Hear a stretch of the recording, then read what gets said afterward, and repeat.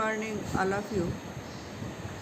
आज अपन EPC 1 art and drama education के बारे में पढ़ेंगे। जैसा कि नाम से ही विदित है, आर्ट यानी कला। प्रत्येक शिक्षक को जब प्रशिक्षण देते हैं, बीएड में प्रशिक्षणार्थी को जब प्रशिक्षण देते हैं तो उनमें कुछ स्किल्स को भी डेवलप किया जाता है ताकि वो को करिकुलर एक्टिविटी अपने बच्चों को सिखा सके। जब भी वह विद्यालय में जाता है तो विषय से संबंधित अध्ययन के साथ साथ उसको को करिकुलर एक्टिविटी भी करवाना आवश्यक होता है। ऐसी स्थिति में आर्ट के बारे में या कला के बारे में उसको जानकारी होना अति आवश्यक है। आज अपन कला का अर्थ और महत्व का अध्ययन करेंगे। कला का अर्थ। कला संस्कृत भाषा का शब्द है जो कल धातु से बना है। इसका अर्थ है सुंदर, कोमल और सुख देने वाला। संस्कृत साहित्य में ही कला शब्द का प्रयोग कई अर्थों में हुआ है और अंग्रेजी में कला को आर्ट के नाम से जाना जाता है, जिसकी उत्पत्ति लैटिन भाषा के आर्ट्स शब्द से हुई है। इसका अर्थ है शिल्प यानी क्राफ्ट अथवा निपुणता विशेष से है। वैसे कला की कोई निश्चित परिभाषा नहीं है, पर कुछ कलाविज्ञों ने कला को परिभाषित करने का प्रयास किया है। मैथिली शरण गुप्त कहते हैं, अभिव्यक्ति की कुशल शक्ति ही कला है। रविंद्रनाथ टैगोर ने कहा है कि कला में मनुष्य बाह्य वस्तुओं की ही नहीं बल्कि स्वयं की अनुभूति की भी अभिव्यक्ति करता है। और अरस्तु ने कहा है कि कला प्रकृति के सौंदर्यमय अनुभवों का अनुकरण है। इस प्रकार कला का अभिप्राय यह नहीं है कि हम सब चित्रकार या मूर्तिकार बने, बल्कि कला तो हमारे जीवन निर्माण के लिए है, जिसका अर्थ है मनुष्य सौंदर्य का पारखी बने तथा उसे जीवन में सौंदर्य बोध होता रहे। वह अपने लिए उत्तम से उत्तम चीज़ों का चयन करके आनंद प्राप्त कर सके। कहने का तात्पर्य है, कला का मतलब है जो भी व्यक्ति के अंदर विचार आता है, जो भी उसके अंदर कल्पना शक्ति होती है, उसकी जब अभिव्यक्ति वो बाह्य रूप से करता है, चाहे चित्र के माध्यम से, चाहे डांस के माध्यम से या अन्य कला के माध्यम से, किसी भी तरह की अपने कौशलों को दिखाने का प्रयास करता है तो उसे हम कला कहते हैं। कला का महत्व। बचपन में कला शिक्षा का बहुत महत्व है। बचपन के क्रियाकलापों से ही बालक का भविष्य आरंभ होता है। बचपन से ही बालक को सही मार्ग मिल जाता है तो वह जीवन की सफलता की ओर बढ़ता जाता है। बालक को सही मार्ग प्रदर्शित करने के लिए कला शिक्षा बहुत अनिवार्य है। यदि बच्चों की आवाज़ मधुर है तो संगीत के लिए प्रोत्साहित किया जाना चाहिए ताकि समाज में अपना विशेष स्थान बना सके। बालक में गुणों, प्रतिभा और शक्ति का भंडार होता है तो कला के माध्यम से हम अभिव्यक्ति कर उसका सर्वांगीण विकास कर सकते हैं। कहने का तात्पर्य है कि कुछ बच्चे ऐसे होते हैं जो अपनी प्रतिभा को व्यक्त नहीं करते हैं। ऐसी स्थिति में यदि कुछ ऐसे कार्यक्रमों का आयोजन किया जाए विभिन्न कलाओं का, तो हम उसके अंदर उसकी अभिव्यक्ति को दर्शा सकते हैं। इसका महत्व निम्नलिखित रूप से है, जिसको मैं ऐसे स्पष्ट करना चाहूँगी। पहला है शारीरिक और मानसिक शक्ति का विकास। कलात्मक क्रिया, खेल, नृत्य, संगीत से बच्चे प्रसन्नचित्त होते हैं, आनंद और खुशी का अनुभव करते हैं। खेलों से बच्चों में शारीरिक स्फूर्ति आती है।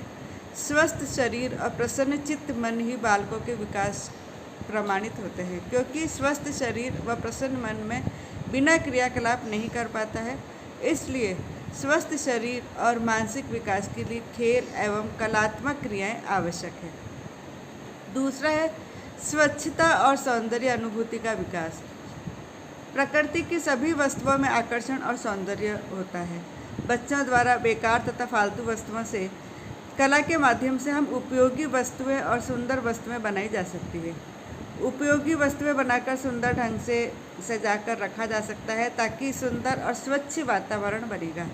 उपयोगी व आकर्षक वस्तुओं के विक्रय से स्वरोजगार और उनकी क्रियाशीलता को प्रोत्साहन मिलता है। जैसा कि कुछ दिन पहले भी अखबार में आया था कि एक महिला ने विभिन्न प्रकार की जो पॉलीथीन की थैलियाँ होती है उसको इकट्ठा करके उसने दरिया बनाई थी, उसने नीचे बैठने की छोटी सी कुशन बनाया था, आसन बनाया था। तो कहने का तात्पर्य है कि उसने जो वेस्ट मटेरियल है या जो फालतू की वस्तु है उसको यूज़ किया है ताकि वातावरण भी स्वच्छ रहे और सौंदर्यता की भी अनुभूति हो सके। तीसरा है सृजनशीलता और आत्म अभिव्यक्ति का विकास। कलात्मक क्रियाओं द्वारा सृजनात्मक शक्ति का विकास होता है और स्वयं को अभिव्यक्त करने का भी अवसर मिलता है। चौथा है कल्पना शक्ति का विकास। प्रत्येक व्यक्ति में कल्पना शक्ति होती है जिसका विकास कला के बिना संभव नहीं है। कलात्मक अभिव्यक्ति द्वारा कल्पना को हम अभिव्यक्त करने का अवसर मिलता है। पक्षियों की तरह उड़ने की कल्पना के आधार पर ही तो हवाई जहाज बना है। तो कला के द्वारा अभ्यास करते करते कल्पना शक्ति का विकास होता है।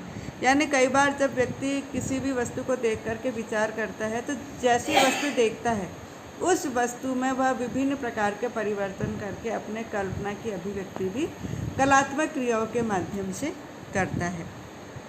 पांचवा है भावनात्मक शक्ति का विकास। बालकों में प्रतिभा का भंडार होता है, अतः कला के माध्यम से अवसर प्रदान कर भावनाओं को अभिव्यक्त करने का अवसर प्रदान करना चाहिए। जैसे गायन अच्छा है तो धार्मिक स्थानों पर भजन गाकर भगवान के प्रति भाव को व्यक्त किया जा सकता है। राष्ट्रीय पर्वों पर देशभक्ति के गीत गाकर देशभक्ति की भावनाओं को व्यक्त कर सकता है। इस प्रकार कलात्मक क्रियाओं द्वारा भावनात्मक अनुभूति का विकास किया जा सकता है। नेक्स्ट है व्यक्तित्व का निर्माण। कला शिक्षा व्यक्तित्व का विकास करने का एक सफल माध्यम है। नृत्य शिक्षा, संगीत शिक्षा, नाटक, खेल, इन सब क्षेत्रों में भावना को विकसित करके उसके संपूर्ण व्यक्तित्व को विकसित किया जा सकता है। सातवां है अध्ययन और अध्यापन में सहायक। कला शिक्षा इस क्रिया में सहायक होता है कि खेल विधि से बालकों को सिखाया जाए कि बालक खेलते हुए भी सीख सकते हैं।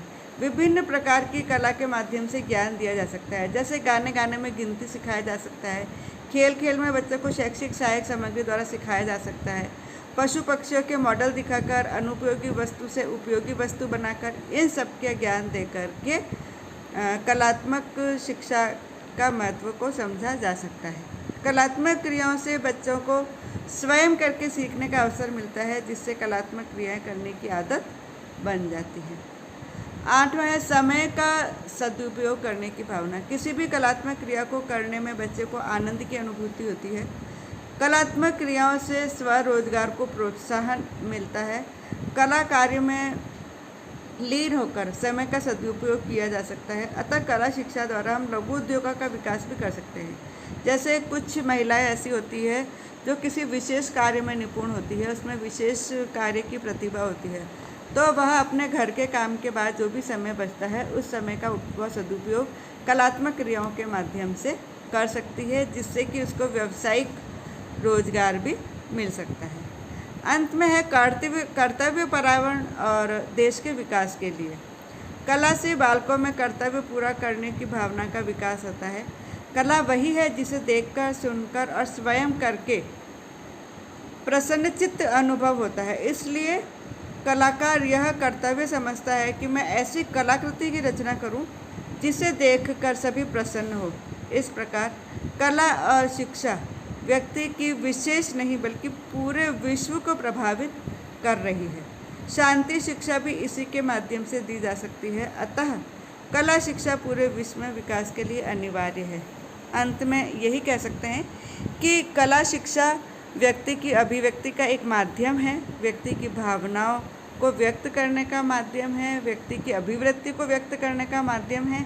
इसलिए प्रत्येक शिक्षक का यह कर्तव्य है कि बच्चों में कला के प्रति रुचि विकसित करे ताकि वह अपने अभिव्यक्ति करने का उसको अवसर मिल सके।